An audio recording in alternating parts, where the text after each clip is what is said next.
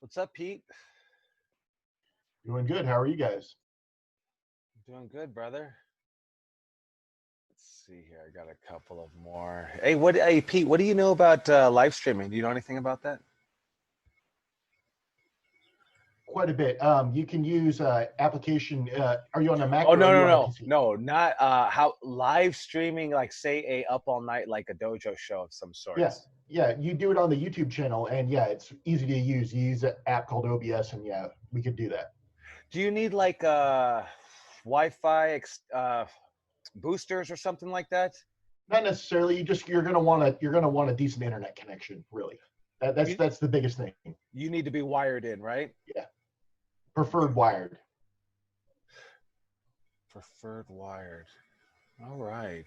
So that doesn't seem too I think that's difficult. what Charlie was using. He was using something like OBS. Yep. Yeah, OBS is pretty much the app you use. But like when we were at Bar, they streamed the last two ones, and at Bootleg they have an Ethernet port. We just had to run it and tape it down. So depending on the building that you're in, some buildings have it, some don't. But Some have Wi-Fi, some don't.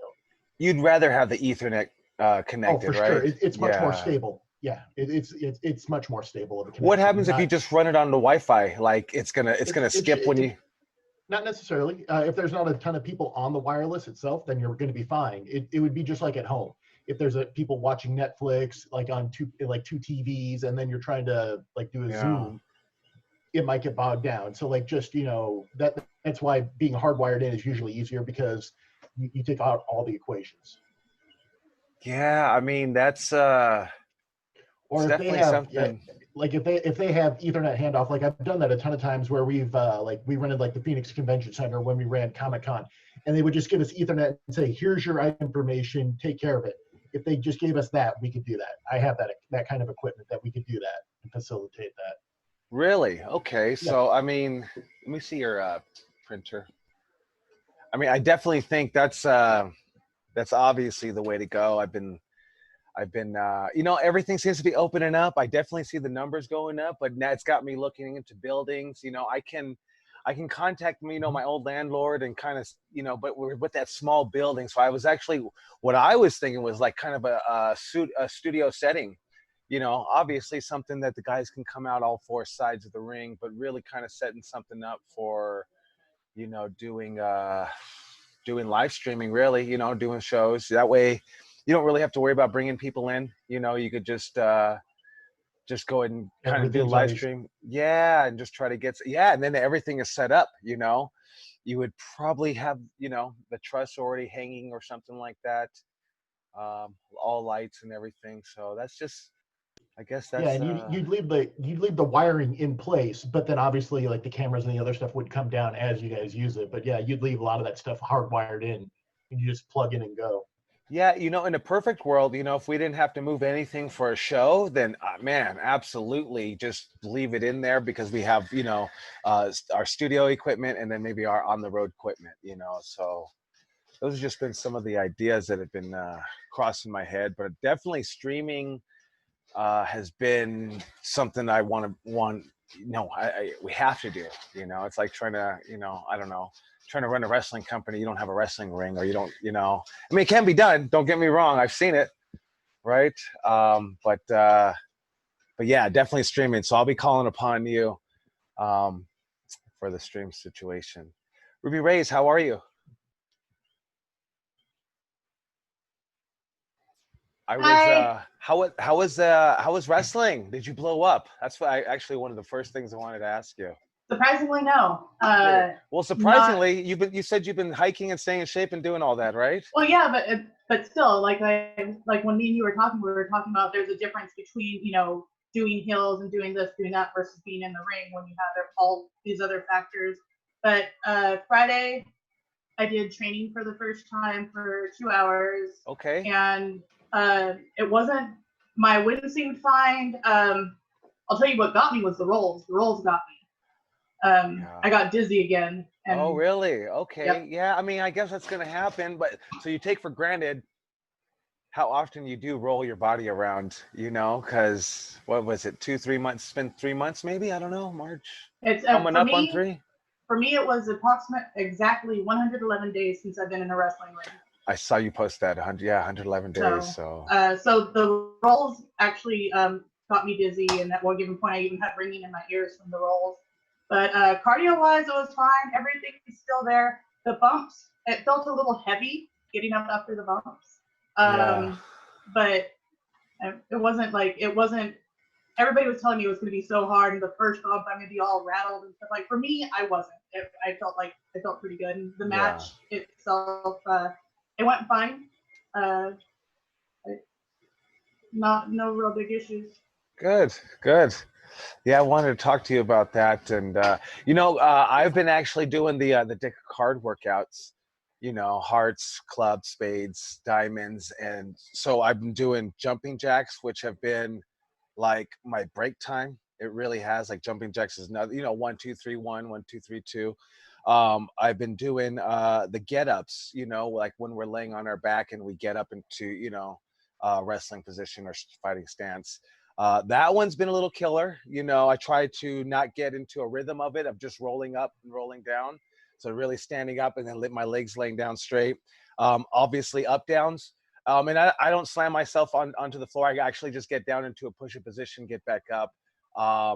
And then also I've been doing some mountain climbers. So that's actually been kind of a little bit of a break. But those two get up ones have been really the meat and potatoes of the workout. It's because it just reminded me when you said taking the bumps and getting up, or even the rolls getting you dizzy.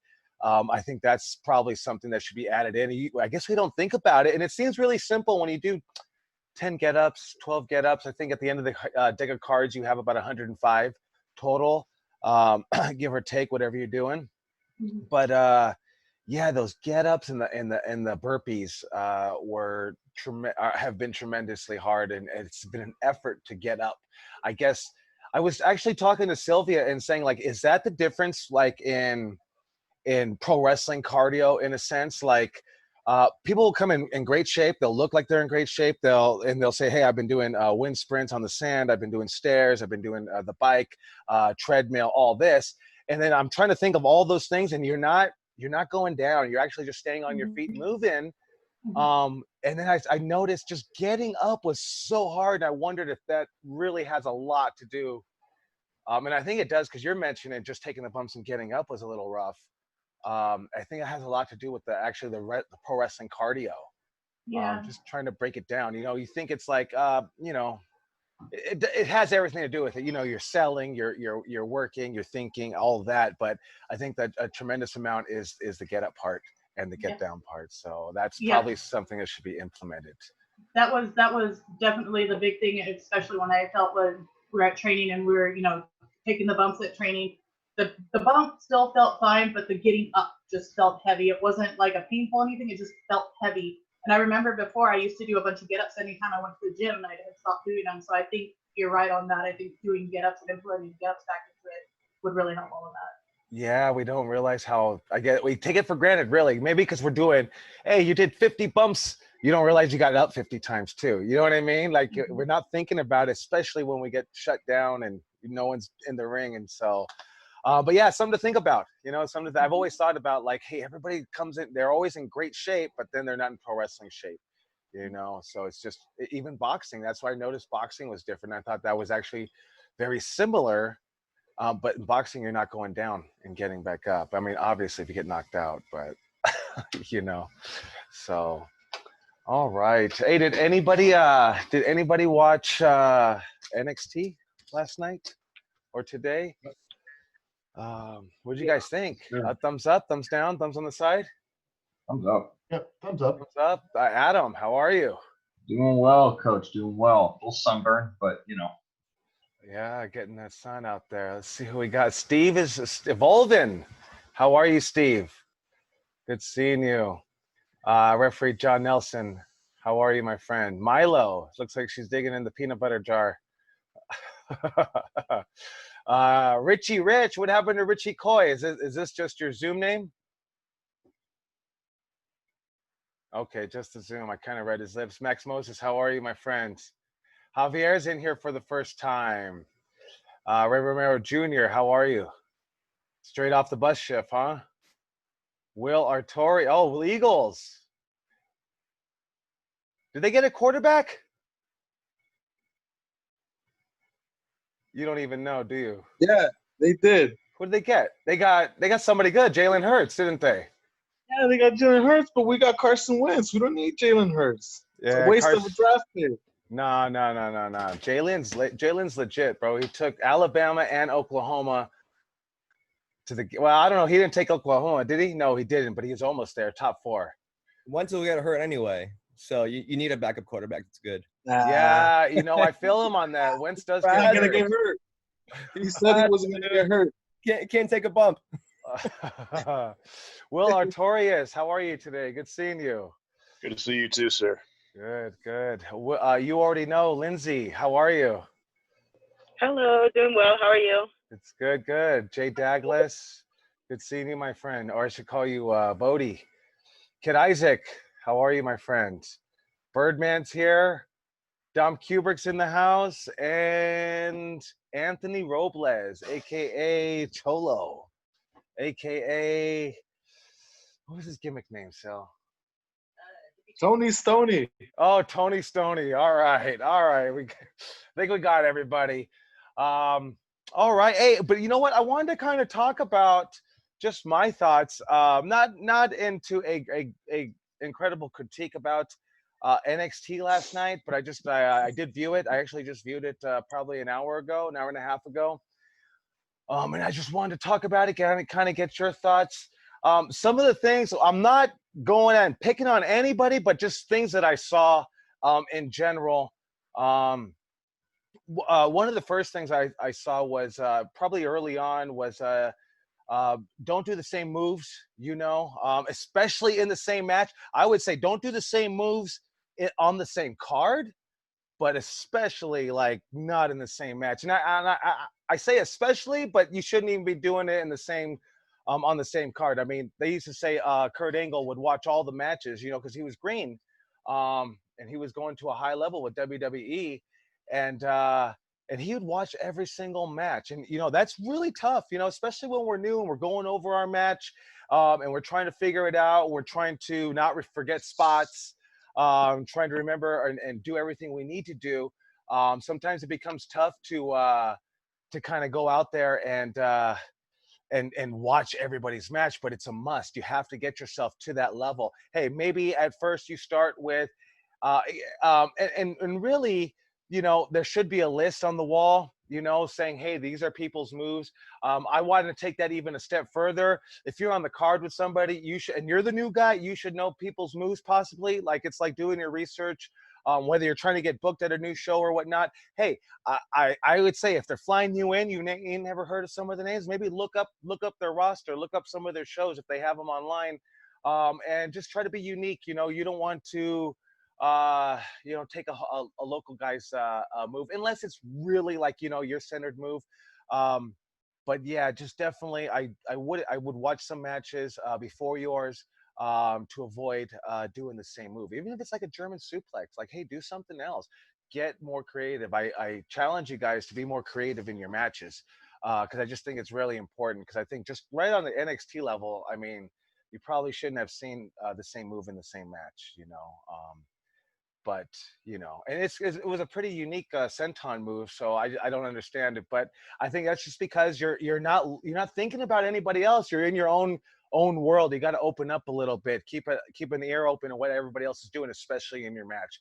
I remember I wrestled a guy and I called a spot, and he said, okay, well, let me think about some stuff, and then he went over to think about his spot. He came back and he called the same exact spot. And I really thought he was ribbing me. I really did. And I kind of, I didn't look for the cameras because I knew there was no fucking cameras, but I didn't understand what the fuck was going on.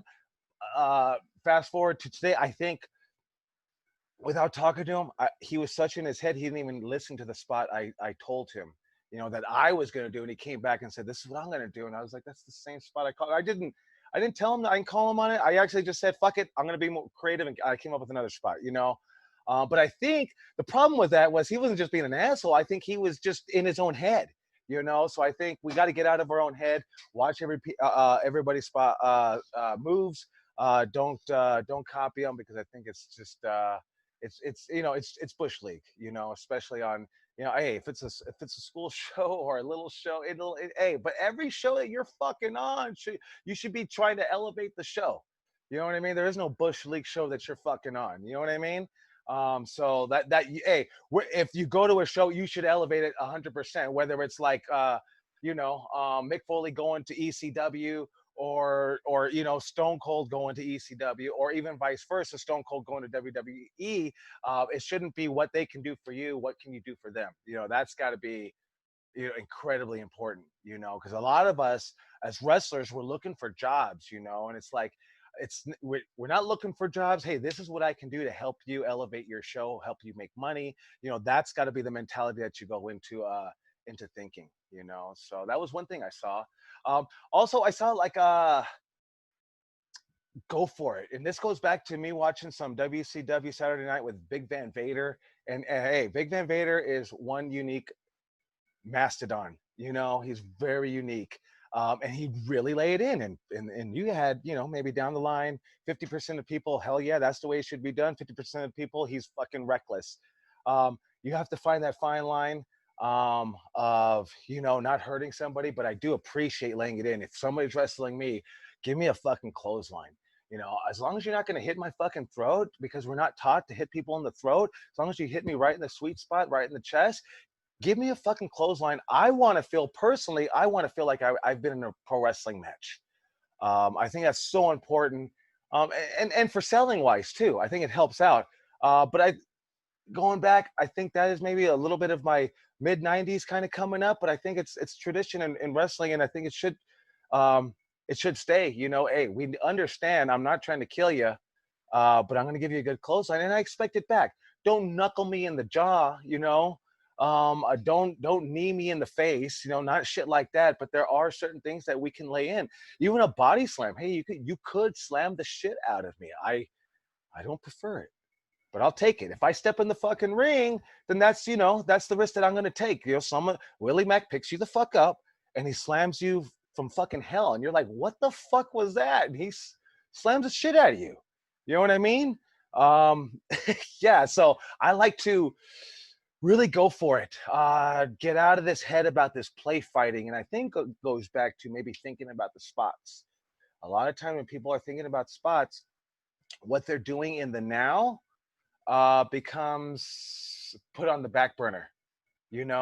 I think the spot is the punch that, if I'm mounting Ruby and I'm laying her in, I'm giving the punches, that is my spot. I shouldn't, I'm thinking about what's coming next, but at the moment right now, that's what I have to worry about. I think a lot of the times we'll throw the punches. They look weak because we're getting ready and we're looking around to what corner we need to go in for the spot. And I think that kind of takes away from your wrestling. So like I said, hey, I'm not saying go out there and beat the shit out of somebody, but hey, I appreciate you giving me a shoulder tackle from hell. You know what I mean? I appreciate you laying it in, to be honest with you. That's just me. I think you're going to have to gauge out your wrestlers and really understand them. Some people, like, you get in with my boy, Luke Hawx, he's light as a feather. And it's almost just too uncomfortable for me, for my liking, because it's so light. I'd rather have him grip my arm a little bit, but that's his style because he's so light. He's like, I'm a worker. You know what I mean?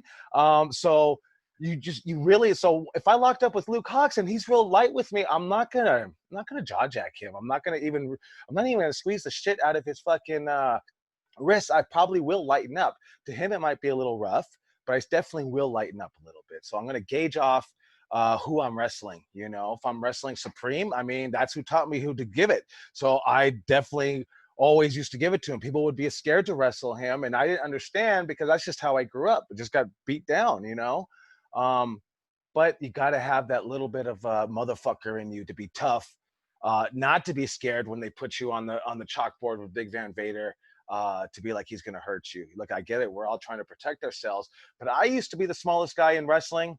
And I used to go into it. I took the mentality of everybody wanted to do everything to me. I want to power bomb. Oh, well, power bomb the smallest guy. Oh, great, thanks. They would never power bomb each other. It was always doing moves on me. it would piss me off. I wouldn't say nothing because, you know, for one, I was the youngest, and two, I was just happy to fucking be there. But then I came to the point of really having confidence in my body because they would throw me around pretty fucking reckless. And so I would just have that confidence in my body. And I would even say it like, you can't hurt me. And I wouldn't try to say it to be cocky because I wouldn't say it to people, but I would have it in my head that I don't give a fuck what you can give me. You can't hurt me because they've tried to hurt me and you can't. And I kind of credit that to just having a lot of control of my body and my bumps.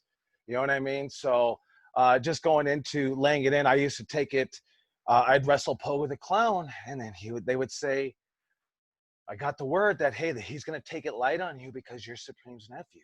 And that pissed me off, you know, because I'm my own fucking guy, you know. And I try to get it across to him, hey, lay it the fuck in. I don't believe he did.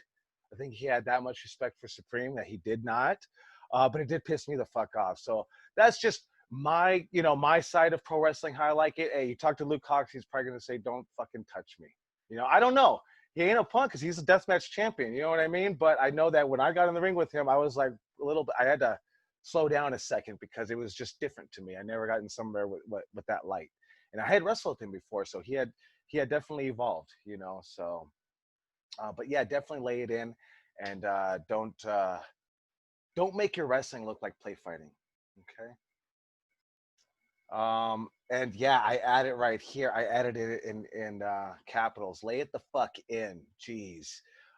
Just lay it the fuck in, guys. Hey, don't hurt anybody. Please. That's what being a pro wrestler is making it look incredibly devastating.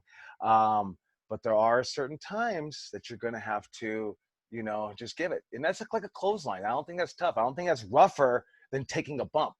Taking a rough clothesline, even if it's from JBL. I don't think that's going to be any tougher than the bumps that we're taking in the ring. You know, that's part of that. In my eyes, that's part of that sacrifice we paid to step into the wrestling ring. You know, it gets rough and gets tough. Hey, people ask you, hey, how do you guys do that pro wrestling? Isn't it fake? Pro wrestlers are tough. You know, that's my answer. Yeah, it's predetermined, but I don't know if that has anything to do with how tough we have to be in order to do this in the wrestling ring, you know? So, let's see. Oh, and yeah, another one to lay it in is on the dives, guys. I see a lot of and this is even on our level too, not just watching from last night, is I see a lot of the 75%, half speed to 75% runs into a dive. And you have to shoot it like a bullet, because if you run slow, you really, like, I always knew in wrestling, like, if you don't go, you can't just say, hey, I'm going to get in the ring and I'm going to go 75% speed. I always believe that you get hurt doing that shit. If you're going to get in that ring, you got to go 100% full speed and go. You know, you can soften it up, but man, I'm telling you, I've seen it.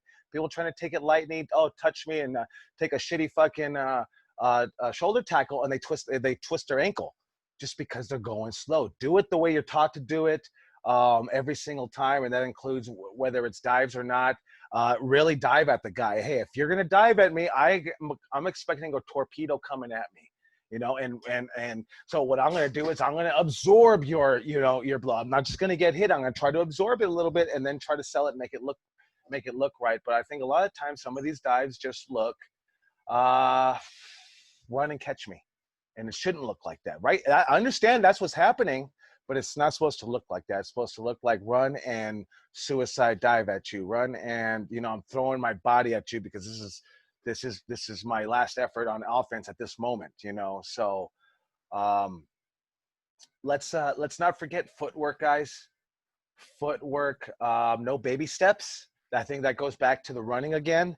Let's work on our baby steps. It's so really nice to do cool moves, but let's not forget footwork. And there's even footwork that we can do without a wrestling ring. It's just taking the same wide steps that we would if we're circling, like right. If we're circling, you know, you're still doing the pro wrestling steps. So let's not forget to do that. Let's actually train at that, so that way, with everything open up, we don't have baby steps, and we don't have to digress and get back to it. So let's remember our footwork on that, because it's so important, right? Footwork leads to your timing.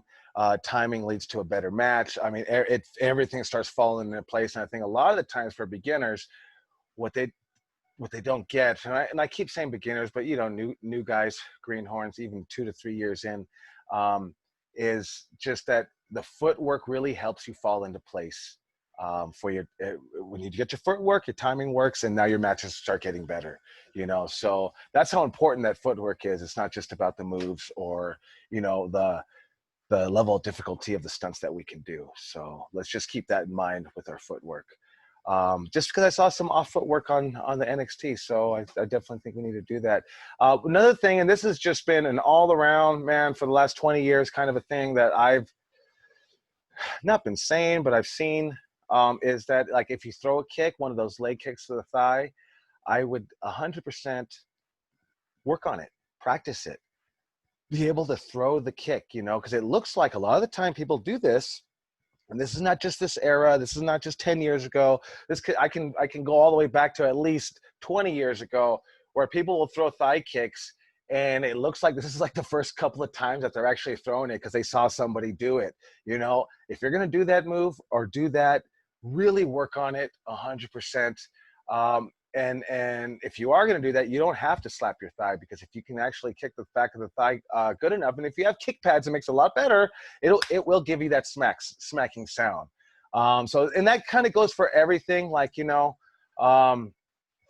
and so we have to work on that kick, right? So we can kick a bag, but then now we have to transfer. We have to transfer it to pro wrestling, right? Because we're not now kicking somebody's leg as hard as we can. We want to just kind of give it that little bit of snap touch, so I think that's very important. It's just probably something that'll always be in pro wrestling, but I want you guys to know, work on those fucking kicks if you're going to do kicks. And that goes for anything, don't let anything, all the little details. If you have terrible stomps, on the ground, if you have terrible elbows, anything, terrible punches, all those little details are so important, because it makes your matches so much better. Those are the gaps that we fill in between our moves and the spots that we're doing. Okay. And I wrote down again, leg slaps. Let's stop. And maybe not, I want to just say, hey, just stop, but use it less. Use these leg slaps a lot less. Just because if you do it every single time, then it doesn't mean nothing, man. Because we want that, maybe it's one kick or one punch, two punch, and that third one is the big smacking sound. And then I'd suggest, don't do it again in the match. Maybe make that one your punch. You could have regular punches all matches. Maybe you're stomping, I don't know. Maybe you're just punching and there's no noise. There's noise because you're going, yeah, you know what I mean? But then maybe that one punch in that match, you give it that real good snap. We used to snap our biceps sometimes, and I would do it, and I'd do it every fucking punch. And Sabu said, "Hey man, like you're killing the move when you're doing it every single fucking time. Give it its when it's very quiet. Everyone gets quiet on that chop. Maybe that's why you want to chop them loud, right? Or maybe you give them that punch where it hears that pop. It's gonna take your punch and your spot a lot farther, than just kind of running it over. So another one, wrestle how you look. I always like that one. Some guy named Sexy Sonny Sampson, he went to Puerto Rico and someone taught him that in Puerto Rico. And I've kind of held on to it. Wrestle how you look, so if you're a small guy or small girl, maybe maybe you shouldn't be doing choke slams. Maybe you shouldn't be doing power bombs either. Maybe only a power bomb because they're punching you on the second rope. That's your only opportunity to do a power bomb. Do a power bomb if you're wrestling someone your same size. But definitely if they're bigger, man, I'm going to say you got to cut that offense out and wrestle how you look. I think it's so important. I think sometimes we fall into a character base and people get in awe of the character, but then you go and see them wrestle, it doesn't match. You know what I mean? Maybe the small guy giving the big guy heat. If you're going to do that, man, the small guy has to have a tremendous amount of heat. I would recommend a manager, to really kind of now level them out, and even bring the little guy up a little higher because he has the help of a manager. I'm thinking like a Diesel type manager, a big guy, because that'll really help you when you're wrestling a smaller guy. So I think that's so important, is to wrestle how you look. It'll help you out, especially with the new people coming in. A lot of times we want to go out there, we want to do a lot of moves we see, but maybe it's just not for you. You know what I mean? A lot of us want to be heels to start, but you look at some of these people, you look at some of our faces, and we have baby faces, and it's just, that's why it's called a baby face, you know? Not saying you can't be a heel if you're a baby face, but it's, you know, you're already working on an uphill battle at that point. A good way to make that work is if you have a baby face, right? We talked about it last week. If you have a baby face, become a great face. So when you turn on them, they're gonna really hate you because they had your back for so long, and then that's gonna really get you the heat, you know. So I think that's just really important, is on wrestle how you look. Give nothing cheap, right? I think it goes back with give nothing cheap, man. That doesn't have to go back to with lay it in. Give nothing cheap, like, fuck, don't have shitty fucking stomps. Make it look great. You know what I mean? Don't run over this shit. It's so important. It's just right? The attention's in the details, right? It's like an old saying, and it's not an old saying for nothing. So let's think about that stuff, because I know we do all the moves because they're fun, and we do them because, you know, it's great. That's why we love wrestling. But let's pay attention to the details if we want to become better wrestlers. It's so important, right? Details. Give nothing cheap, right? Give great stomps. We have great punches, footwork. All those little details are so important, right? And a lot of the times, you know, they're not the funnest things to go over in training, you know. But right, that's the work. That's the hours of work that we put in when we have our glory moment in the middle of the ring with a 10, 15, 20-minute match, right? We're training for hours on end, and we go out there and it's a 20-minute match, sometimes at best. You know, but that's where you're getting that glory, is because you're putting in all that work, you know. I guess there's a time and place always for selling hokey, you know. I guess there's a time and place for comedy. Maybe you choose if you want to be a comedic wrestler, if you want to be like Doink the Clown, you know, then you can probably want to be a hokey seller. It's just sometimes, okay, what's hokey selling? Probably over the top, overselling, big eyes, oh, like stuff like that, where it's like you could probably tone it down a little bit and get a better result. You know what I mean? So I would definitely not suggest the hokey selling. I think there's always a time and place for it, for every single character to do it. But I think that let's learn pro wrestling first before we start looking at that. But that's also good. Like, you know, it becomes very character. I think someone who does a very good job at hokey I wouldn't say it's hokey because I think it's a good job, but it's really borderline, is a guy like MJF. I think he walks that fine line, but I think it's really great. You know, I think maybe if he stepped over it, and this is all just personally what I like, I think it would be just too much. I think some of the hokey thing that I saw at NXT last night might have been Johnny Gargano. And maybe I just think, man, I think he's better than that, than to give the hokey selling. I just thought I don't know, it didn't do nothing for me in that part of the match. I think he was trying to get into a door or something. It was really silly because the garage was wide open. I mean, it was just, man, it was almost like fucking like made you look like a stupid ref, right? When the referee is pretending he don't see shit and it's happening right in front of him. I think we gotta avoid that in pro wrestling, right? Everyone's always talking about fake, and then they jump on shit like that. So, but that's just my take on the hokey. You know, I've definitely have done my share of hokey bullshit in pro wrestling. But I think you just have to same thing. Just look about walking that fine line. You know. Personally, me, I like heels and faces. You know, I really do. I don't like shades of gray. It's a little tougher sometimes, you know.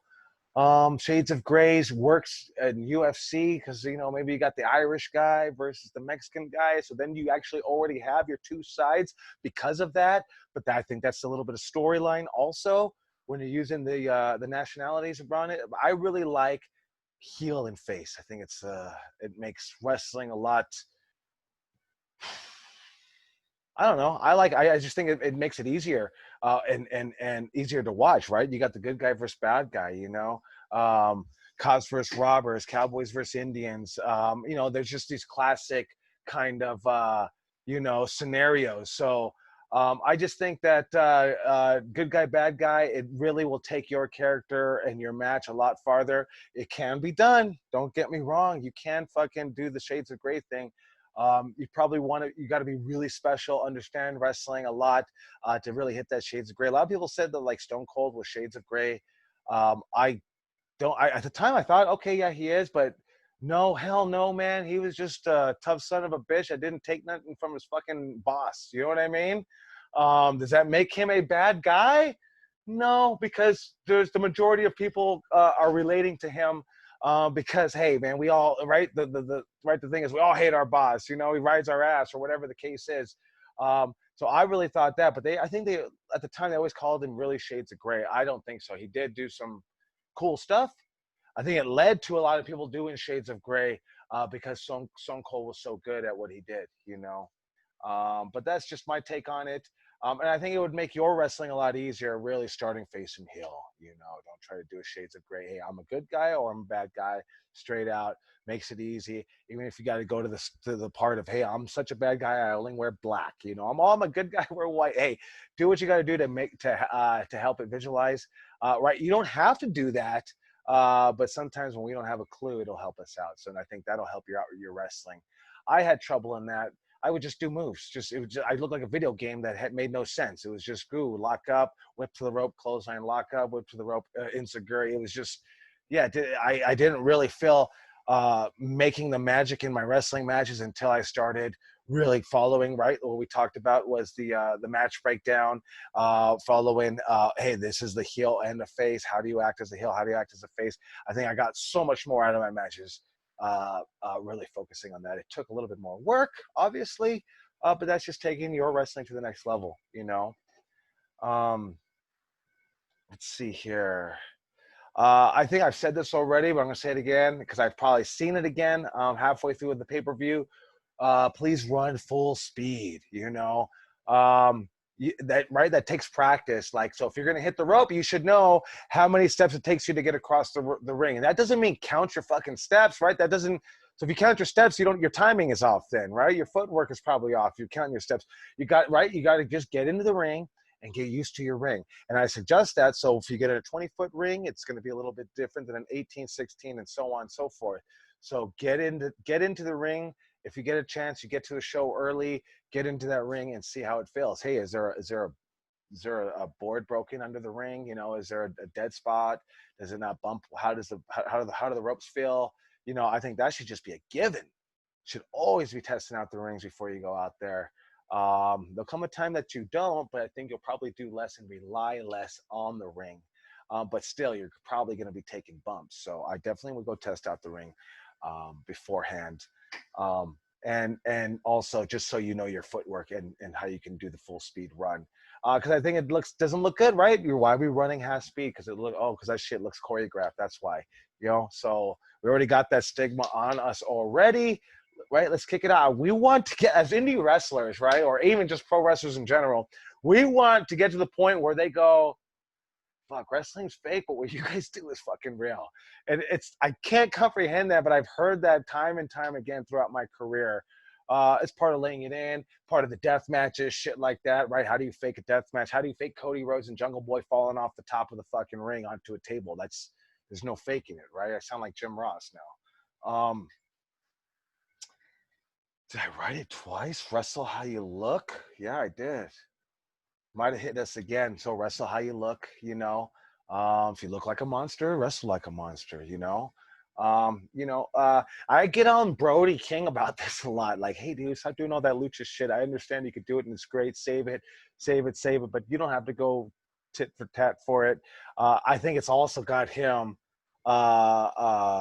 very known because of how agile he is. But I think now he understands because, he's gotten hurt doing a moonsault. Not hurt, he broke his leg doing a moonsault once. And I was like, why are you doing a fucking moonsault? You don't have to. You're so big. I would just give a big boot if I was your size, But he wants to do it. But but that's where I say, hey, I think you're gonna get more miles out of wrestling how you look, you know. But also there's always gonna come a time and place. Hey, you're at a new company, you gotta light the fuck up. Show them that you're agile. You know what I mean? If you're part of a company and they're bringing you in as the monster, don't do no fucking hurricanranas. You know, they're bringing you in as a monster. They're already actually getting behind you, so be that monster. You know what I mean? And then same thing for the little guys. Wrestle how you look. Don't be doing, you know, don't be pick. I see little guys pick up some, and sometimes it's the gimmick, and that works too. Hey, it's the little guy, but I can pick anybody up. Okay, well, fuck, that works, right? It's pro wrestling, right? My mind has got to be open, you know. So I can buy that in the realm of pro wrestling. And this is even in the realm of pro wrestling when I'm saying, don't be fucking hokey. Yeah, there is a little guy. Yeah, he's Mighty Mouse, man. I could believe that. That's me. But, you know, everybody can't believe that. So that's why we get tuned out sometime on, you know, during the whole card. There's a little bit for everybody. Some matches we get tuned out. It's not for us, you know. Let's see. I said this. It's a lot of small guys. Get some size, man. Be bigger than life. If you can't get size, then wear your gear should complement your body. If you got skinny legs, don't wear trunks. You know, if you, like, I always say, hey, the reason a guy wore trunks is because he looked like fucking that guy from the Road Warrior. You know, he's sitting on his car with the Jason mask on, and he's jacked with his leather belts going across. Like, look how thick his thighs are. I know shit's changed. I know shit's evolved. That's how it was. Like, right? Why did Ric Flair wear his knee pads on his calves? Because he didn't like his calves, right? He thought they should be bigger, so he tried to hide them. Going back to wearing stuff that makes you look better. You know what I mean? If you look better in tights, you know, hey, if you got it, like someone like me has got love handles, so I'd have to try to adopt that lucha shit where I pull my tights up a little higher. You know, if you notice, Shawn Michaels used to do that in the late 90s, but he was a lucha guy, right? He was trained by Jose Lothario. But I would do that to try to make it look better, you know, and maybe I wanted to look like Rick Rude, but it wasn't happening, brother. You know, your body looks more like Shawn Michaels when he was tag teaming with Marty Jannetty. So maybe pull a little higher, right? You want to make something, right? Make it look, what you're wearing, make your body look better. I got to the point where I was like, Jesus Christ, I really this really bothered me in wrestling. Like when I looked like shit, I didn't want to wrestle, man. That's just me. I mean, it bothered the shit out of me. I hope that it doesn't happen to you. You know, because then it derails your wrestling career a little bit. But man, stay in shape or get something that makes you look good. I got into the point of getting a bodysuit that had muscles on it. I had to still fit the size of the bodysuit. But I didn't have to. I didn't feel like I went out there and then go like, oh, I hate this match. I look like shit, you know, and it really would fuck with my head, you know.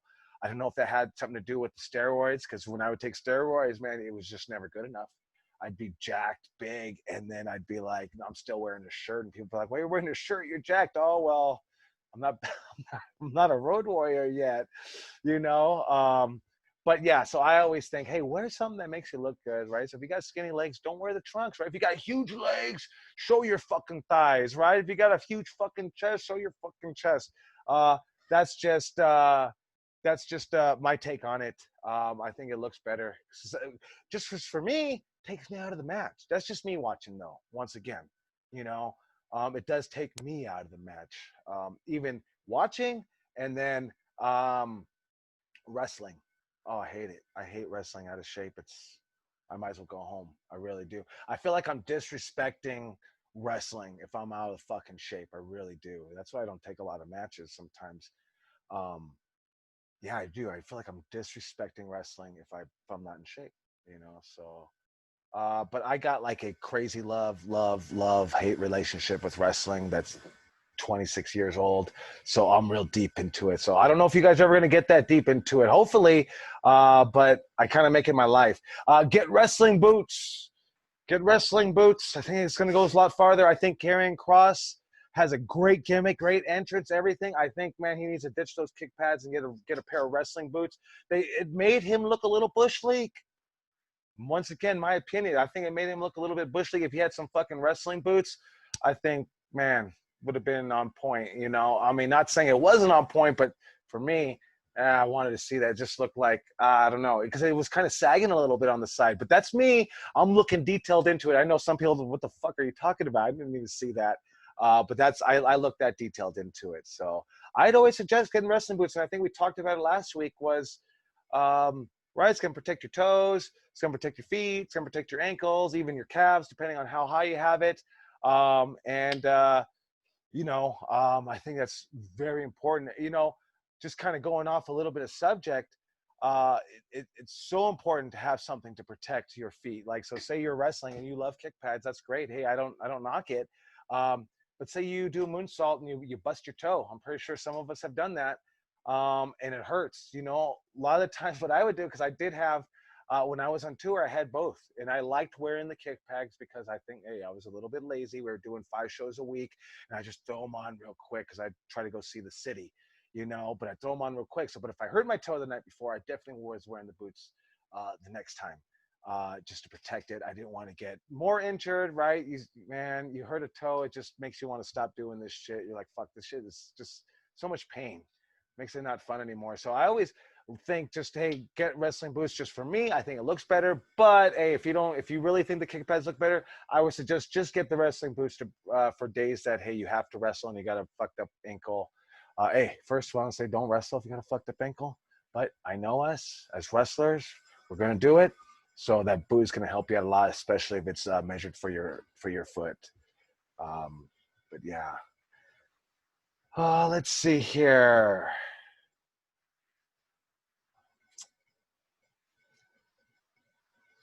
I think at the end of the day, maybe I'm going to be saying this till I die, slow the fuck down.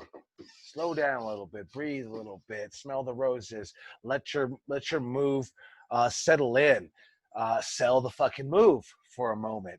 I think that leads also to, I didn't have it written down here, but facial expressions are going to go a long way.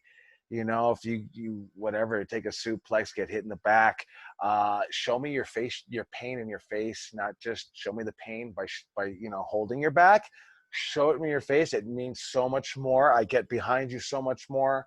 I've said this before. I think someone that really surprised me was I was watching a match.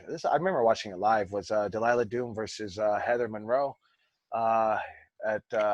We were in Downey and at Santino Brothers doing a show, and I'd never seen her wrestle before. I think I've seen highlights, and man, I seen Dalila. I'm talking about Dalila here, and I just was really, I caught her facial expressions and her selling were just really great, on point. And that's what stood out. I couldn't even tell you what move she did. I just really stood out that, like, it was like got me as a fan, like, hey, get up, get the fuck up. Come on, get up. And I think that's what we want. We want our fans to be like, come on, get up, Ray Romero, get up. Come on. Or if you're a face, get the fuck up. Come on, fight back, fight. Don't take that shit, you know, right? We're on the edge of our seat as fans, and that's what we want. And I think a lot of it really helps with our facial expressions. What's happening? How does your face look? Is it in despair, you know? And I think you should be looking all different types of looks of facial expressions up to really help your wrestling out, right? It's like, you know, part of that character development. You know, what do you look like when you're mad? You should have different tones. You know, don't look like Venom from a comic book where he just looks the same in every picture, right? You should have different looks to your face throughout the match. You know, I think that helps out tremendously for people to get really behind your match by seeing your facial expression. It does, right? That's what we're really doing, right? We do all the moves, we do all this shit to really touch people's hearts, make people laugh, make people cry, you know, and that's what it is. Bring them up, bring them down, and control that crowd, right? That's what we are. We're conductors. We should be able to say, watch, I'm going to bring this crowd up. Maybe it's hot. Maybe your promoter's telling you, hey, the crowd's really hot. I need you to simmer them down a little bit. Okay, let's go wrestle a little bit. Slow it down. Simmer the crowd down. That's what we should do. And then in our match, hey, we simmer them down. Now we got to bring them back up. You know, I don't know. Promoter has a bunch of reasons. Simmer them down. You know, I don't know. The building's going crazy. Simmer them down. I want to sell more merch. Slow it down. You know, all kinds of stuff. But if it's going, I'm not getting up to go to the merch table. You know what I mean? If it slows down a little bit, I'll get up. So there's always many different reasons why a promoter might tell you to bring it up, bring it down. Obviously, we always want it up, but sometimes they'll say bring it down. You know. let's see. Oh, I wanted to talk about. This is just nothing I saw in NXT. I think I finished all that right now. But I wanted to actually talk about a handshake. People always give a lot of wrestlers shit for this limp fucking handshake, right? You give your hand, it's limp. What my take has been on it, right? I've been on the investigation for 26 years of my wrestling career to figure out what is the limp handshake. Why is it done in wrestling? Because I had the same takes on, don't give me that fucking limp handshake. Give me a real handshake, right? And I see a lot of wrestlers saying, hey, don't give me that limp shit. Give me a real handshake. What I found out when I was wrestling 5 days a week for 6 weeks straight was I actually broke my thumb and I hurt my pinky in the same hand. And it actually wasn't my pinky. It was like right here of my pinky. And so, it's inbred in my soul to shake hands, even if it's Robbie or Sylvia or whoever the fuck was on tour. Eli or whatever. And so I'd go up and I would try to shake their hand and I would give them a limp hand because I wouldn't want to give you the opportunity to squeeze my hand because it hurt tremendously. So I would just kind of give you just a little bit like this. And I started realizing, is that the fucking reason? I don't know. Maybe I talked to Rick Drayson. Is that the reason why we do the limp handshake? I get the reason why. Oh, I know how to, oh, you're a worker. Okay, I get that. But what's it really come from? Does it come from wrestlers that are wrestling 5 days a week and they got busted fucking fingers? And it's like, dude, I get it. Let's just fucking, I still got to shake your hand. I thought about that. I like that idea. Maybe I don't want to talk to Rick Drayson because I don't want that idea to die. Yeah, 100%. When I had my fingers fucked up, it was like I still was doing the handshake thing, but I wouldn't give you the opportunity. I'd just kind of shake your fingers so you wouldn't squeeze my fucking hand. So that was just a little take I had on it. I've thought about that the last couple of years. I know a lot of people give shit to the limp handshake. I feel a little offended by it because I like the old school era of wrestling, and so I think people are shitting on the old school era of wrestling. So maybe this is my idea to try to defend it. I don't know. Maybe I'm completely wrong. But I thought that's my take on it. What's your take on it, Ruby? What do you think about that limp handshake? There's actually the same thing. I've had multiple finger injuries in wrestling, and I have no problem pulling away real quick or just giving it real quick when I do have those. So, but what it was taught to me was it's exactly like you were saying. It's how your handshake is essentially a reflection of how you work. So I don't necessarily squeeze someone's hand. I had someone literally shake my hand before with a healthy hand and squeezed it so hard I was just like, literally, I don't want to get in the ring with this guy. That's okay. I would never I would never want to do that. But same thing, boss. The same thing. Yeah, I like to kind of find out the history, but also, don't want to kill the legend of it. But yeah, so that was my take. I wanted to tell you guys a little bit about it because I don't rant or anything online. I just talk to you guys. I try to say, I'm trying to teach them something. But yeah, that was my take on NXT. What did you guys think? What did you guys think? What was your favorite matches? Anyone enjoy it? Everything was good. I really like Cross. The Cross match was great, especially that Tommaso passed out. So he doesn't, you don't hurt Tommaso at all in that, and it makes Cross look like a killer, which is exactly the whole point. Did you see that bump that Ciampa took on the fucking apron? Like, oh my God, it looked like he did everything he's supposed to do, but it just still looked like, right? That's that shit in wrestling. Hey, it ain't fake, bro. But he looked like he got it exactly where he needed to get it, but it just, I couldn't do that. Joey, speaking of bumps, that bump that Damian Priest took on the steps off the apron looked gnarly and was almost absolutely disastrous.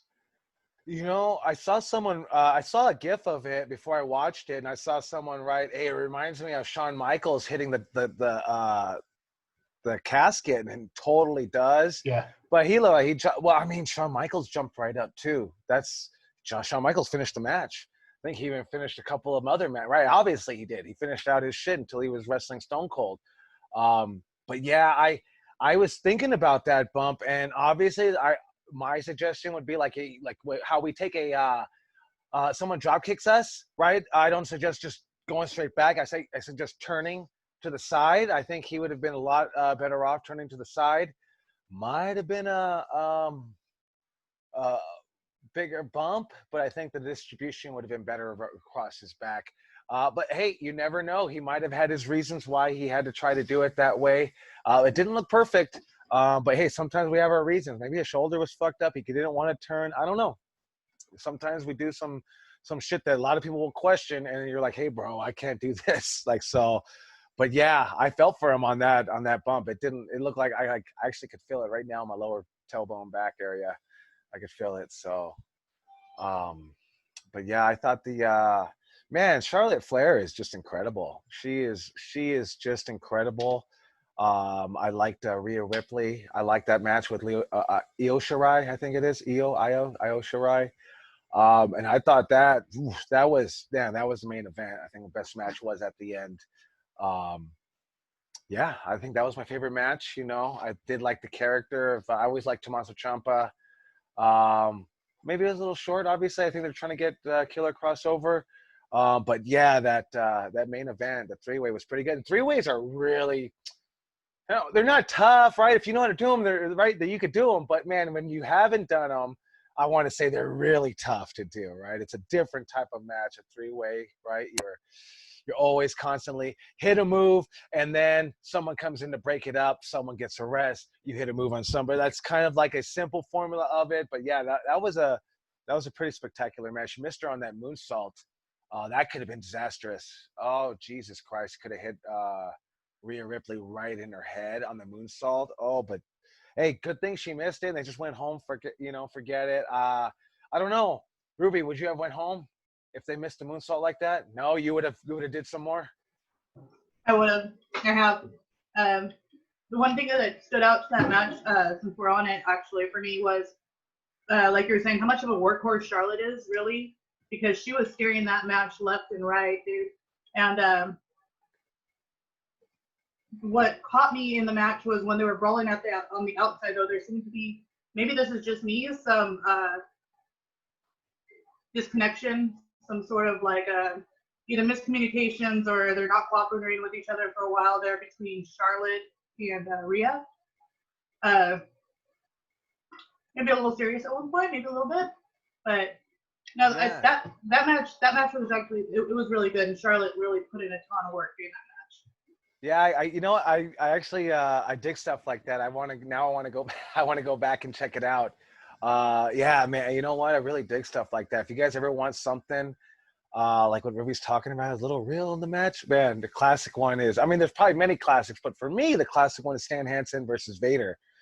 And I was always a Vader mark, man. I felt bad for Vader. Like, he punched him so hard that his fucking eye popped out of his fucking socket.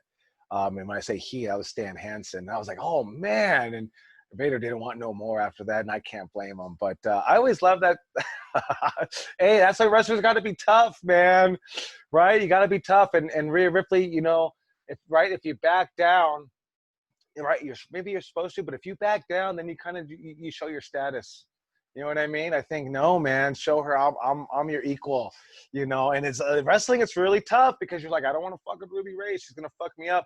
I don't know. Ruby could speak on it, but for me, like, hey, like if I'm chopping the shit out of you and you're letting me chop you 4, 5, 6 times, really, I'm gonna be honest with you. I have way more respect for you if I chop you once and you fire the fuck back. I might piss me off a little bit, but I got way more respect for you and I want to work with you a little bit more. What's your take on that, Ruby? Usually, this is why I generally try to only give one chop. But you're gonna stand there and you're like basically telling me to give you another chop. It's gonna happen. Honestly, boss man, I'm gonna stop chopping you because at this given point, my hand hurts. Like, if you sit there in the corner, you're letting me chop you over and over, or you're telling me to chop you, my hand's gonna start to hurt. And I would like, no. Who's calling chops with you? Chop me over and over. Who's doing that? I know Hyde did that once. Oh, jeez, Hyde. You're asking for chops? What do you got to prove there? I just like. You just like them. I like selling them. Like, oh fuck, you know. Who's your hardest chop that you've ever taken? Either Jake or Jake's pretty up there, man. He's got a heavy hand. Yeah. Challenge accepted. Oh, challenge accepted. Hey, you know, I always thought, right, obviously, Shay would always beat my chest up. Like even Jake's is really rough. For some reason, I always feel like Shay's hitting me with a baseball bat of some sort or something. I don't know. I have no clue. He's got bigger arms. I don't know if that has to do with it. But yeah, I don't want to take either of their chops. But yeah, I was asking, who the fuck calls chops? Chop me, keep chopping me. Jesus Christ. Maybe punch me, work me over. How about that? Work me over. Say that a little bit better. They chop me. Jesus Christ. Now everybody's like, hey, because it really does, guys. It's not an old saying for nothing. This hurts me more than it hurts you. It really does. Like, no bullshit. My hand fucking hurts. Like, especially we going through the line of all you guys. Oh my God, the ribs on us. The ribs on us giving the chops. You guys take 3 and walk it off, man. Fuck. You know what I mean? I'm doing 36 chops by the end of the night, you know? So, oh, yeah.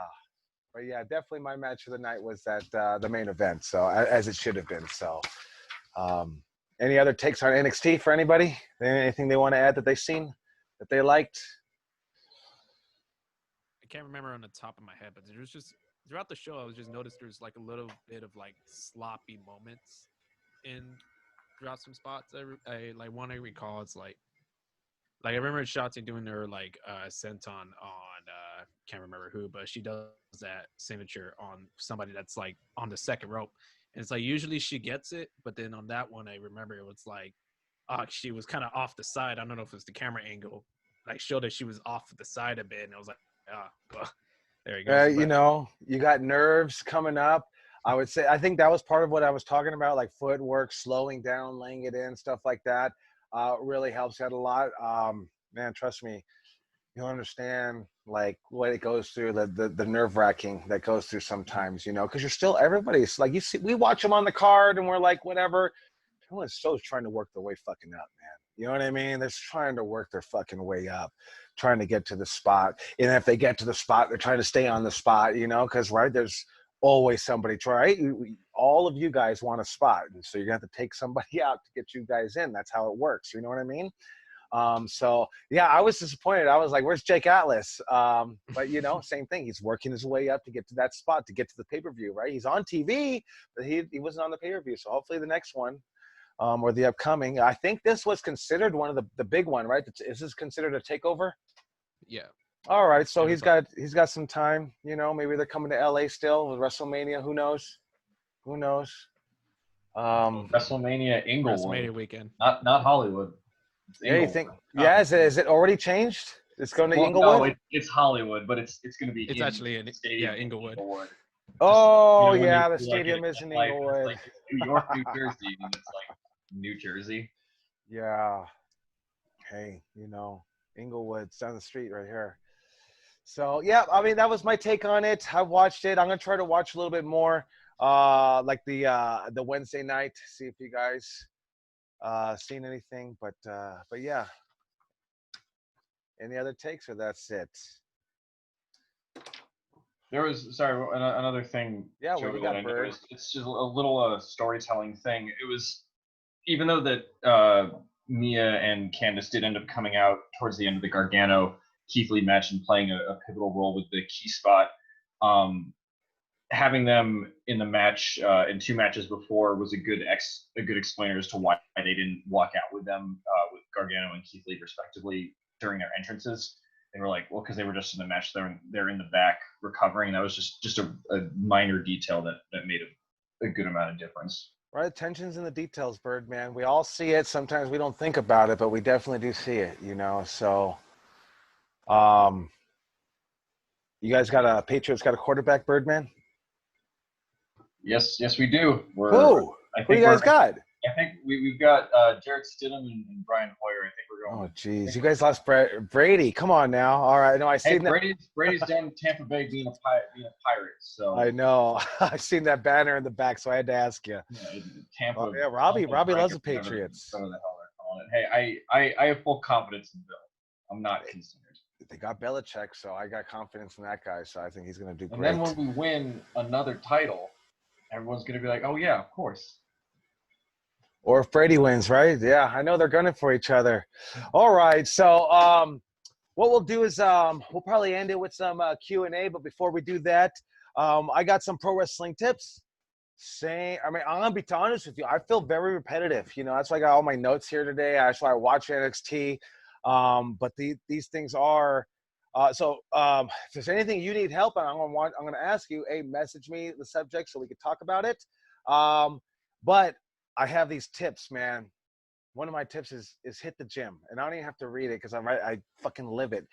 Not that I live it by telling you fucking guys. Hit the gym because it's gonna put that armor on your body to protect yourself because pro wrestling is fucking rough and tough. And as I say, hit the gym, I'm gonna say also do some yoga, stretch your body out. You know what I mean? Hey, Max Moses, I'm looking at you, my friend. Do some yoga. It's going to help you out tremendously for wrestling because we move so quick and urgently in pro wrestling. We don't want to pull anything and any muscles or anything like that. So hit the fucking gym to put that armor on. So somebody my dumb ass said, hey, Pogo the Clown, power bomb me onto a table, onto the ground, onto the outside. There's no cushion. There's no mats or nothing. Just hit me on the table. So he's like, all right, broski. And I said, I'll go up. Like, I'm going to give you a fucking Frankensteiner. And then you just turn the fuck around and power bomb me. This motherfucker said, sure thing, broski.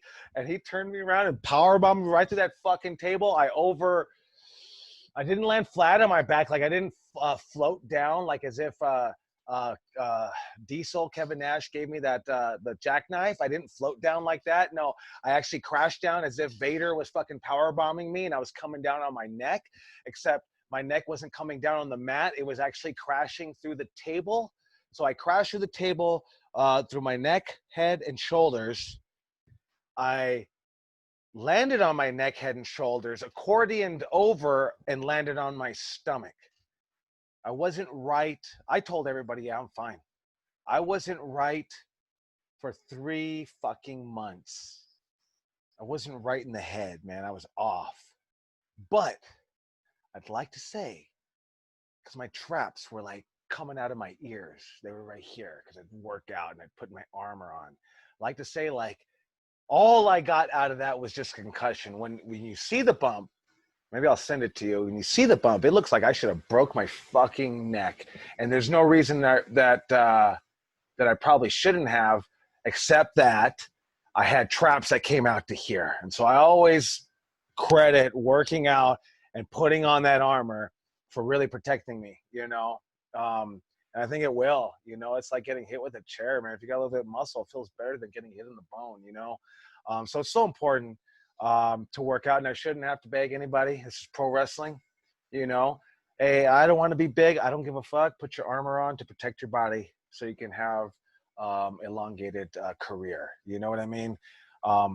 Plus, it looks better for pro wrestling, right? We all want to go fucking with our shirts off. And then, man, what always gets me is dudes that don't want to work out. And then they come with their drawing of their gear, and the guy that they drew is fucking jacked to the bone with abs and everything. And I'm just like, you know, it's not going to look like that, right? So going back to, hey, wear something that makes you look better, right? I was talking to Brian Kendrick one day, and I go, you know, he was telling me about why Ric Flair wore his fucking knee pads low to cover his calves. And I said, yeah, you know, but you know who was always big but always wore a singlet? I said, Bret Hart. And he looked at me and said, fuck, if Bret Hart had abs or at least felt good about his abs, he wouldn't have had that fucking singlet on. And I go, of course, you're right. Of course. If you got abs, you're showing your fucking abs, you know, 100%. So wear something that makes you look good, put your armor on, protect your body, stretch, complement it with yoga. It's going to help you out. It's going to go a long way, 100%. So yeah, because a lot of people always try to just say, rebuttal me and say, I don't want to be a big guy. Hey, but you know what? You got to have your armor on. So maybe not get big, get strong. You're going to have to get strong. You're going to be lifting fucking people up. Get strong. You're going to be catching them on dives. Get strong. I used to love catching big dudes. I used to not love it. I used to know I wouldn't the guy wouldn't crush me, and he wouldn't land on his fucking head. I'd actually catch him. Supreme used to dive on me, at like 250 pounds, and I was like a little kid, like, fuck, here you go. All right, dude, you want to dive? Because he used to do some shit, man. One time I said, hey, let me Frankenstein you outside. We'll go to the top rope. Let me Frankenstein you outside of the ring onto a table. I think that's a cool ass spot. I saw Jerry Lynn do it, and he's like, fuck yeah, all right, let's do it. We actually did it twice. Then he goes, hey, bro, you know that spot you do where you Frankenstein me? He goes, today I'm gonna power bomb you. What? Yeah, I'm gonna power bomb you from the outside of the ring. From the top of the turnbuckle to the outside of the ring onto a table. Oh my God, my heart dropped. Yeah, he used to do that shit to me. Yeah. I'm gonna dive on you. Why? You dove on me. All right. But I miss it. But that's what gave me the confidence to be like, dude, I can't drop my uncle either on his fucking head. He's my ride home. You know what I mean? Like, I can't drop him on his head. So I got to catch and get strong. But yeah, getting strong, you're going to be able to catch fucking people. And I see people diving on people and they just drop them because I don't know. If you never caught somebody, it ain't going to be fucking easy. Get strong. But then also don't just catch them, absorb it, make it look great. You know, make it look like you're getting dove on. So I think that's so important. Passion, right? Passion's very easy. Become a student of the game. Learn the history of pro wrestling. You know, you don't want to be complacent. You got to have, right? I can teach you. Robbie can teach you everything, man. Teach you all this footwork. He teach you all these bumps, rolls, everything, man. Even the breakdown of a match. But he can't teach you passion. We can't teach you passion. Can't make you want it. You gotta want it, right? It's so easy to just make excuse after excuse on why I'm not at this level yet, or here yet, or booked here yet. You know what I mean? You gotta just, right? You gotta love it, you know. And I always tell people, especially coming in new, you gotta love it, right? Because there's not much money, if any money, in pro wrestling when you're a rookie. You know what I mean? Maybe you're lucky. You know, I think a lot of the Santino brothers, and for my era, a lot of the Santino brothers have been, I'm not saying lucky, they worked hard to get paid very, very a lot sooner than I ever did. And then that's just how it was. We wouldn't get paid sometimes for a year. It was always like that. Like, you wouldn't get paid coming to the company. But I think you have that passion to work hard enough to get to that level. You know, constantly always breaking goals, always conquering your goals. You know what I mean? And you got to have that passion too, right? No one's going to tell you to study anything. You got to just do it. You got to put in the work on yourself. You should be teaching all of us, hey, you guys hear of this guy? You know, if you heard of this guy, hey, let us know who it is, because there's no way we can learn everything in pro wrestling. You know, I think that's very important, you know, just to become that student of the game. You know, I get a little passionate about, like, you know, if you don't love this shit, fuck off. And I say that for your own good, like, fuck off, because this shit is fucking tough and it's going to hurt you. And if you don't love this shit with a passion, I don't know why you're doing it, really, because you're beating up your body. There's an incredible high risk of injury, you know what I mean? So I really believe that you got to love it with a passion, but I can't tell you, I can't teach you that. You got to just do it. You got to search out all kinds of wrestling documentaries, wrestling movies, wrestling books, reading about, you should be getting geeked out about reading in different eras to see how shit was, how they came up, listening to different podcasts. I think, you know, really good podcast I always liked was, I don't know if they still have it. Pritchard, he did. They still got it. Pete would know. Pete would know. What's that podcast? Something to wrestle. Something to wrestle. Yeah. Oh my God, it's such an insight of pro wrestling. I don't know. Maybe for me it's an insight because it's like what I used to watch, and I could really key point what the fuck he's talking about, and I think it's really fascinating, just to listen to him just speak about everything that's going on, him and Conrad. But yeah, it's just, you got to have that passion to want to just learn everything about pro wrestling, right? Going back to not wanting to disrespect pro wrestling by missing workouts. Man, put your workout in. You're going to wrestle in front of people who worked all week, and they're going to pay their hard-earned money to come see it. see you wrestle, and then what are you bringing them? Some bullshit, right? Some love handles, some fun. Man, be ready and rock, and be ready to, you know, look great, match what your fucking gear looks like, match what your training looks like,